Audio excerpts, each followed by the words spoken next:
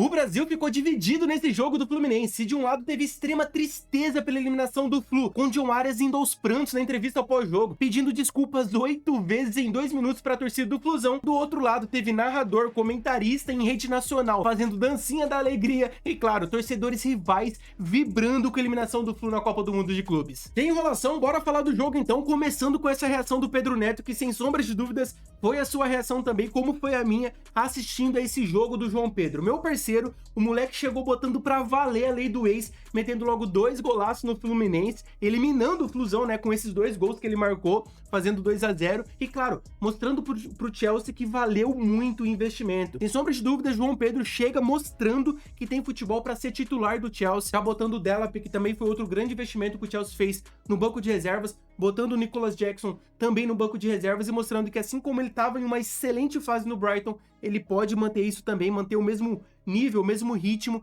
jogando pelo Chelsea também. Meu parceiro, tem gente inclusive falando que encontramos o 9 do Hexa. É engraçado que essa mesma galera que tá falando isso, falava que enquanto o João Pedro jogava pelo Brighton e foi convocado pela seleção brasileira, muitos diziam, né, essas mesmas pessoas inclusive, onde já se viu seleção brasileira convocar jogador do Brighton? A gente tem muito jogador de time médio da Inglaterra, da Europa, não dá, tem que contratar jogador, tem que convocar jogador que joga no Brasil, que é titular no Brasil. Cara, o mesmo João Pedro, quase que na mesma temporada que estava jogando no Brighton, vem pro Chelsea, mostra o seu valor jogando também no Chelsea, que é sim um baita de um jogador, e essa mesma pessoa que criticava que ele estava sendo convocado, tá agora falando que ele é o 9 do Hexa. Vai entender. Enfim, eu quero mais que o João Pedro jogue muita bola mesmo, mostre cada vez mais o seu potencial, que quanto mais jogador em alto nível para a seleção brasileira, melhor. Então tá aqui, né, rapaziada, uma foto do primeiro gol dele, simplesmente um baita de um golaço, meteu a bola lá na bochecha da rede, sem chance nenhuma pro goleiro Fábio.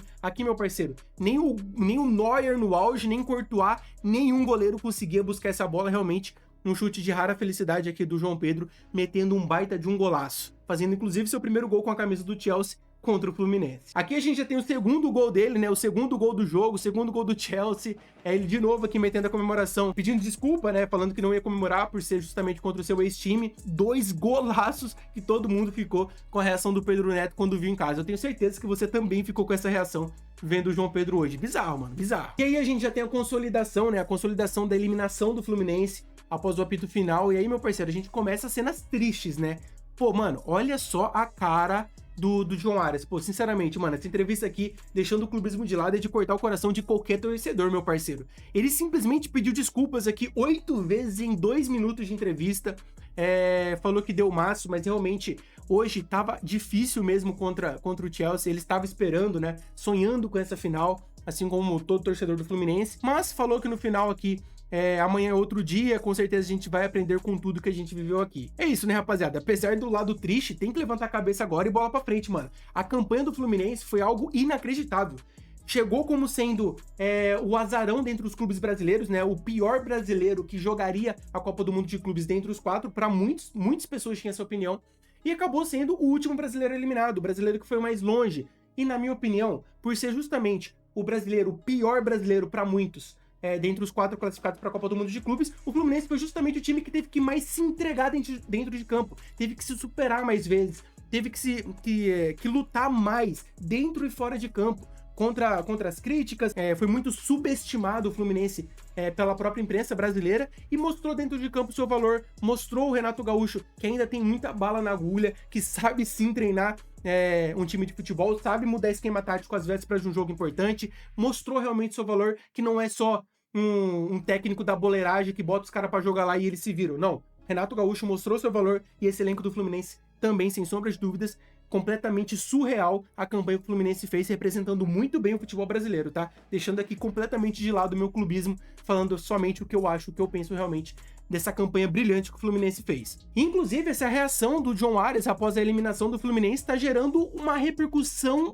dentre as torcidas dos outros clubes, como por exemplo a torcida do Palmeiras. Páginas de palmeirenses, tá? Isso aqui não é rival zoando o Palmeiras, não. A reação do Estevão e do Abel Ferreira na entrevista após jogo, com a reação do John Arias na entrevista após jogo, após a eliminação. Cara, realmente é bizarro, né? É bizarro. Eu não entendi, eu vi esse trecho da entrevista do Estevão, achei completamente patético o que ele fez. Ele tentou farmar aura, né, como a gente diz, tentou dar uma tacada ali no repórter e pra mim só foi escroto. sinceramente, rapaziada, quem viu esse trecho que vai entender do que eu tô falando, completamente bizarro essa entrevista do Estevão. E do outro lado, aqui, ambos foram eliminados de uma Copa do Mundo de Clubes, tá? Só que de um lado o sentimento do John Arias ali tentando representar o máximo possível o sentimento do torcedor. E do outro lado o Estevão e o Abel Ferreira dando risada na entrevista pós-jogo. Mais memes aqui, né? Mais repercussão sobre essas duas, comparando, né? Essas duas reações pós-eliminação da Copa do Mundo de Clubes. Aí a gente teve também, né, a entrevista do Renato Gaúcho dizendo aqui, diferente do John Arias, ele com a cabeça mais erguida aqui, como ele mesmo disse na entrevista, esse trecho, saímos de cabeça erguida por tudo que fizemos, valeu pela campanha. Como eu disse aqui, rapaziada, campanha espetacular do Fluminense, nenhum torcedor mais otimista imaginava que o Fluminense seria capaz de fazer essa campanha que fez, e aqui o Renato Gaúcho reconhecendo tudo isso. E eu separei também essa entrevista, esse trecho da entrevista do Thiago Silva, rapaziada, porque tá aqui, ó. Tem muito europeu, a gente tá vendo muito europeu reclamando da Copa do Mundo de Clubes, reclamando do calor, fazendo várias reclamações. E o Thiago Silva, após a eliminação, também fez uma reclamação. Se liga só no que ele falou, abre aspas. Foi um dia muito difícil, em todos os sentidos. A gente não conseguiu segurar a bola, trabalhar, segurar o adversário. No calor que tava hoje, é absurdo. É uma coisa triste jogar num clima desse. O espetáculo fica de lado. Mais um jogador, dessa vez jogador do time brasileiro, reclamando também do calor. O técnico do Chelsea já reclamou, vários jogadores já reclamaram do calor. E agora vem também o Thiago Silva, né, o capitão, um dos jogadores mais experientes que jogaram essa Copa do Mundo de Clubes, reclamando do calor. Pô, tipo assim, respeito a opinião do Thiago Silva, né, mas, pô, cara, o Thiago Silva tá acostumado a jogar no calor. Ele já jogou aqui no verão passado aqui no Brasil, tá acostumado com o calor, inclusive calor pior do que o calor que eles estão enfrentando lá nos Estados Unidos. Mas, enfim, é válido aqui também a fala dele, a colocação dele. O que vocês acham dessa aspas do Thiago Silva? Separei também esse trecho aqui pra gente comentar bem brevemente, rapaziada. O Eric Farias, da Rede Globo, comentou um ponto interessante aqui, que no mínimo gera discussão, que é o seguinte: isso desequilibra a competição. A competição é maravilhosa, mas para mim, esse dispositivo no regulamento não pode existir. O que ele tá falando aqui? Que é a janela de transferências que a FIFA abriu para a Copa do Mundo de Clubes. Por que ele abordou esse ponto justamente hoje? Por conta que o João Pedro foi contratado para a Copa do Mundo de Clubes. Ele estava de férias. O João Pedro estava de férias, deixou as férias para trás para se juntar com o Chelsea nos Estados Unidos e jogar a Copa do Mundo de Clubes. Ou seja, se não tivesse essa janela específica que a FIFA abriu para a Copa do Mundo de Clubes, o João Pedro não teria jogado esse jogo e talvez a história teria sido outra. E por isso tem muitos comentaristas, né, criticando essa janela de transferências da FIFA, que existe ali só para a Copa do Mundo de Clubes, que pode ter interferido como interferiu no jogo contra o Fluminense. Enfim, o que vocês acham disso? Realmente não deveria ter essa janela de transferências exclusiva para a Copa do Mundo de Clubes, porque o ponto aqui do Eric Farias é que isso beneficia somente os times europeus, os grandes clubes europeus que possuem grande investimento, porque nesse curto período, somente clubes de poderio financeiro avantajado vai realmente fazer uma grande contratação que vai mudar o elenco de uma hora para outra, como mudou o elenco do Chelsea contratando o João Pedro. E aqui chegamos no outro ponto do vídeo, né, rapaziada? Tivemos simplesmente aqui cara, essa cena é uma completa loucura. Por quê? Com a eliminação do Flamengo, o Luiz Roberto, mano, ficou um clima de velório na transmissão da Globo. E aí, na transmissão da eliminação do Fluminense, tivemos essa cena aqui. Eu vou mostrar pra vocês, se vocês ainda não viram, pra vocês tirarem suas próprias conclusões e depois eu falo. Se liga só.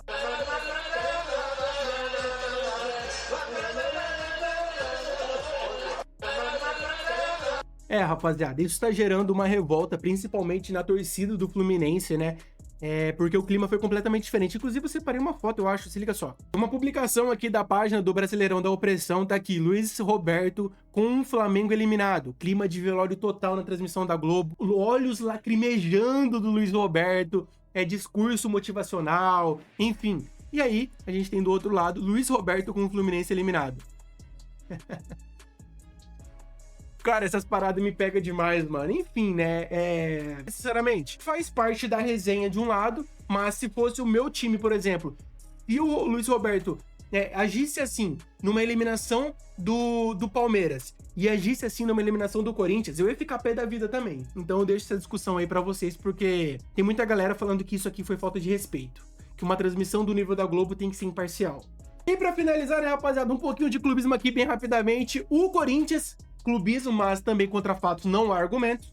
O Corinthians segue sendo o último campeão sul-americano do Mundial de Clubes. Com a eliminação de todos os times brasileiros, nada mudou. A lista segue assim, rapaziada. Corinthians campeão em 2012. Desde 2007, nenhum outro time sul-americano conseguiu ser campeão do Mundial de Clubes, a não ser o Corinthians, rapaziada. E, sinceramente, infelizmente, eu acredito que vai ficar assim por um bom tempo, tá? Os times brasileiros mostraram sua força nessa Copa do Mundo de Clubes, mas realmente tem ali alguns clubes, como por exemplo, Bayern de Munique, PSG, Real Madrid, é uma prateleira, como o próprio Felipe Luiz, técnico do Flamengo, já disse, são intocáveis atualmente e é muito difícil bater neles, cara. Pelo menos nesse formato de Copa do Mundo de Clubes, eu acho muito difícil um desses times aqui, dessa prateleira máxima, a elite da elite do futebol mundial, não ganhar, tá?